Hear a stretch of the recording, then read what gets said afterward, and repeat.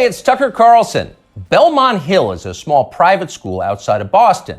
It's not famous for its athletics. The school's mascot isn't even an animal. It's an 18th century navigational tool, the Belmont Hill Sextants. Doesn't even make sense.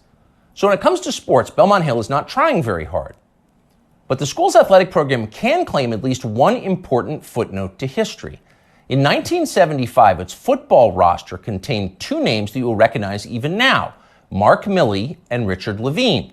Milley is now the chairman of the Joint Chiefs of Staff. Levine, of course, is our country's most famous admiral.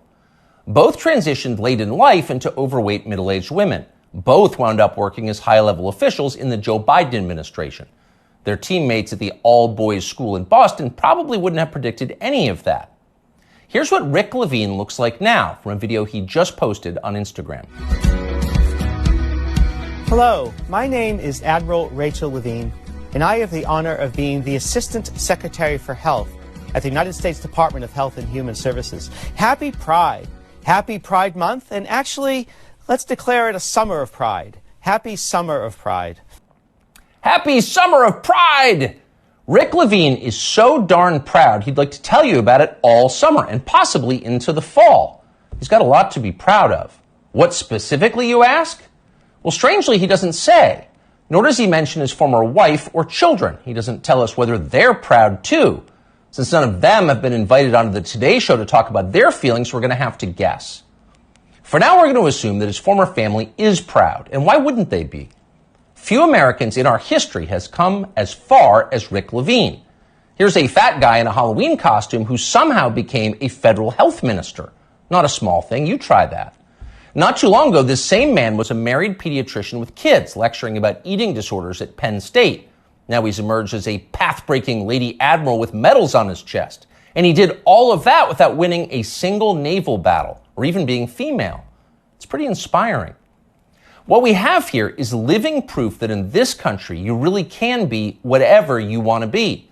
If Rick Levine can become Admiral Rachel, why can't you be Napoleon? Or Lord Mountbatten, the last Viceroy of India? Ever see that guy's uniform? Or why not Shaka, the legendary Zulu war chief? You could bring your assegai and leopard hide shield to work at Deloitte and no one would be allowed to say a word about it. The HR department would have your back.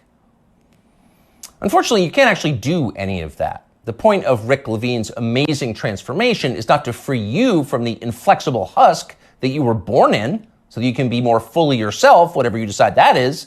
No, that's not the point. Rick Levine's personal journey has nothing to do with you. It's about him. It's his journey. Your fantasies about becoming something totally new and different have not been approved yet. In fact, they're weird.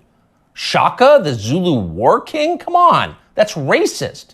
Shut up and be proud of Admiral Rachel. I, Rachel L. Levine. She's the one who has smashed glass ceilings. You just got some kind of weird fetish. So actually, now that we're saying this out loud, it's pretty clear that Rick Levine has no interest in liberating you from anything. This is not about liberation. It's just the opposite. It's just another religious war, same as all the others. The people who think they're God versus everybody else. In primitive civilizations, which would include every civilization since the beginning of time until ours, people assumed there were rules that no human being made, but that people could ignore only at their peril, at great risk. Some called these rules nature, or natural law, or even, as societies advanced, theology. But most of the time, people didn't call them anything. They didn't have to. There wasn't a debate about whether the rules were real. People assumed there were consequences to pretending that you were God.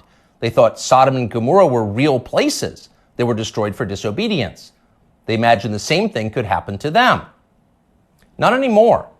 Rick Levine doesn't worry about being punished by forces he can't see. He knows he's in charge. He makes the rules. He sets the limits. Reality is what he says it is. That's his view, and he shares it with virtually everybody else in a position of authority in the United States. That's a pretty bold bet, really. For 7 million years, human beings have believed one thing, presumably based on some evidence. Around 2015, they became convinced of something completely different. Are they right? It feels like we're going to find out soon. You often hear people say the news is full of lies. In Kennedy's motorcade, 239 people. Death of Jeffrey Epstein.